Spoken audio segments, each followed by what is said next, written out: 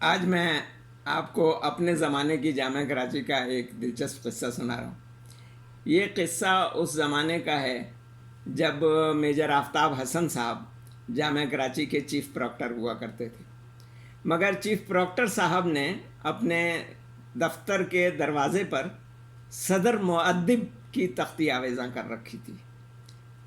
مؤدب کہتے ہیں ادب سکھانے والے کو، اور پروکٹر کا اس سے بہتر ترجمہ کوئی نہیں ہو سکتا۔ تو یہ قصہ اس وقت کا ہے کہ جب میجر آفتاب حسن صاحب جامعہ کراچی کے چیف پروکٹر تھے، یعنی صدر مؤدب تھے۔ جامعہ کراچی کی دنیا شہر سے 12 میل پرے کی دنیا کہلاتی تھی۔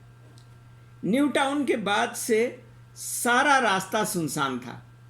ابھی فلیٹوں کے یہ جنگل نہیں اگے تھے جو اب جامعہ کراچی کو بھی پار کر گئے ہیں۔ گاڑیاں اپنے وقت پر چلتی تھیں۔ ایک طالب علم کو کسی اشد ضروری کام سے شہر تک جانے اور پھر واپس آنے کی ہنگامی ضرورت پیش آ گئی۔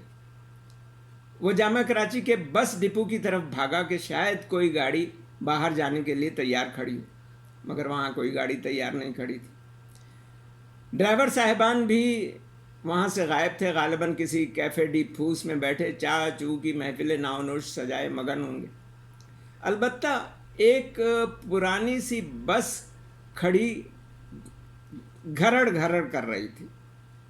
یہ دھکا اسٹارٹ بسیں تھیں۔ آپ کو شاید یاد ہو کہ وہ فورڈ بسیں جو لوہے کا ایک آنکڑا ڈال کر گھمانے سے اسٹارٹ ہوتی تھیں اور بڑی مشکل سے اسٹارٹ ہوتی تھیں، ان میں سے بعض بسیں ایسی تھیں کہ اگر وہ بند ہو جاتی تو ان کا اسٹارٹ ہونا مشکل تھا۔ تو ایسی دھکا اسٹارٹ بسوں کو ڈرائیور بالعموم اسٹارٹ ہی چھوڑ دیتے تھے۔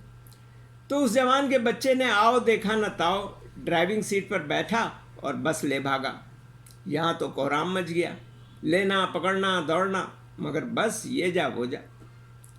خیر لڑکا واپس آیا تو لوگوں کی جان میں جان آئی۔ پکڑ کر صدر مؤدب میجر آفتاب حسن صاحب کے سامنے پیش کیا گیا۔ صدر صاحب نے فی الفور اس پر 25 روپے جرمانہ کر دی۔ 25 روپے کی رقم اس زمانے میں خاصی بڑی رقم ہوتی تھی۔ اندازہ اس سے کر لیجئے کہ ہم جو بی ایس سی کے طالب علم تھے 4.5 روپے ماہانہ فیس ادا کیا کرتے تھے۔ طالب علم بڑا رویا گیا، مگر میجر صاحب نے کہا کہ تیرا جرم اتنا سنگین ہے کہ یہ سزا بھی کم ہے۔ پھر وہ اپنی درخواست لے کر شیخ الجامعہ ڈاکٹر اشتیاق حسین قریشی تک پہنچا، مگر جب وائس چانسلر صاحب کو تمام تفصیلات معلوم ہوئی اور یہ پتہ چلا کہ سزا میجر صاحب نے سنائی ہے تو انہوں نے کہا کہ نہ بابا نہ، یہ سزا تو صرف میجر صاحب ہی معاف کر سکتے ہیں۔ لوگوں نے اس کو سمجھایا بجھایا کہ جا کر میجر صاحب ہی سے معافی تلافی کر۔ بالآخر وہ اپنی درخواست لے کر پھر میجر آفتاب حسن صاحب کے پاس گیا اور کہنے لگا کہ میرے والدین بہت غریب ہیں، وہ جرمانہ ادا کرنے کے لیے 25 روپے مجھے تا عمر نہیں دے سکتے، وہ تو میری فیس بھی بڑی مشکل سے اپنا پیٹ کاٹ کاٹ کر ادا کر پاتے ہیں۔ آپ میری سزا معاف کر دیں ورنہ میری تعلیم کا سلسلہ ختم ہو جائے گا۔ میجر صاحب نے کہا کہ اگر میں آج تیرا یہ جرم معاف کر دوں تو آئندہ تو اس سے بھی بڑا جرم کرے گا، لہٰذا جرمانہ ہرگز معاف نہیں ہوگا۔ یہ سن کر لڑکا پہلے تو روہانسا ہوا، پھر بلک بلک کر رونے لگا۔ میجر صاحب کا دل تڑپ اٹھا، مگر بڑی سنگ دلی سے بولے جرمانہ ہرگز معاف نہیں ہوگا، تجھے سزا ملنی چاہیے تاکہ تو آئندہ ایسی حرکت نہ کرے اور دوسروں کو بھی کان ہو جائیں۔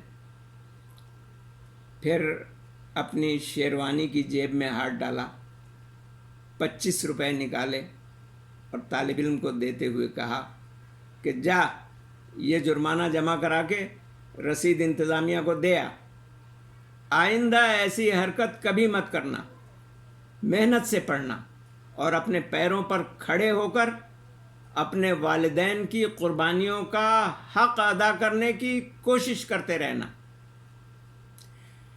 میجر صاحب لمبے تڑنگے روبدار اور دبنگ شخصیت کے حامل تھے۔ ان کی شخصیت کا تصور سر پر جنا کیپ، بر میں شیروانی، علی گڑھ کٹ پاجامے اور ہاتھ میں اس چھڑی کے بغیر جس کا پکڑنے والا سرا گولائی میں مڑا ہوا ہوتا ہے ذہن میں آتا ہی نہیں۔ یہ عناصر اربعہ ان کی ذات کے اجزائے لازم تھے۔ بھٹو صاحب کے دور میں اپنی بالجبر ریٹائرمنٹ کے بعد ایک علمی اور ادبی محفل میں تشریف فرما تھے۔ پرانی باتوں کا ذکر چلا تو اس عاجز نے کسی سے سنا ہوا یہ قصہ انہیں یاد دلایا۔ اپنی چھڑی سے زمین کھٹکھٹا کر کہنے لگے، ارے ایک اور مزیدار واقعہ سنو۔ پچھلے دنوں مجھے ایک ضروری کام سے ایک بینک جانا پڑا۔ بینک میں بڑی بھیڑ تھی۔ ابھی میں سوچ ہی رہا تھا کہ کدھر کو جاؤں کہ اتنے میں ایک سوٹڈ بوٹڈ جینٹل مین دوڑا دوڑا آیا اور سلام کر کے کہنے لگا کہ سر ادھر آ جائیے۔ میں اس کے پیچھے پیچھے چل پڑا۔ وہ مجھے ایک مزین ایئر کنڈیشن کمرے میں لے گیا جس کا دروازہ آپ سے آپ بند ہو جاتا تھا۔ کمرے کی تختی دیکھ کر معلوم ہو گیا کہ یہ شخص برانچ مینیجر ہے۔ وہاں اس نے مجھے ایک آرام کرسی پر بٹھا دیا اور خود میرا کام لے کر کے باہر چلا گیا۔ اس کے واپس آنے سے قبل ہی چائے اور اس کے پرتکلف لوازمات بھی آ گئے۔ جب وہ کام کرا کے واپس آیا کمرے میں تو میں نے اس سے پوچھا کہ مینیجر صاحب، کیا آپ یہ سلوک اپنے ہر صارف سے کرتے ہیں؟ تب اس نے کہا کہ سر آپ نے مجھے پہچانا نہیں۔ میں نے کہا نہیں بھائی، تعارف کراؤ، تم کون ہو؟ میں نے تمہیں نہیں پہچانا۔ بولا میں وہی ہوں جو پوائنٹ کی بس لے کر کے بھاگ گیا تھا اور آپ نے 25 روپے جرمانہ کر دیا تھا۔ میں چائے کی پیالی چھوڑ کر اٹھ کھڑا ہوا۔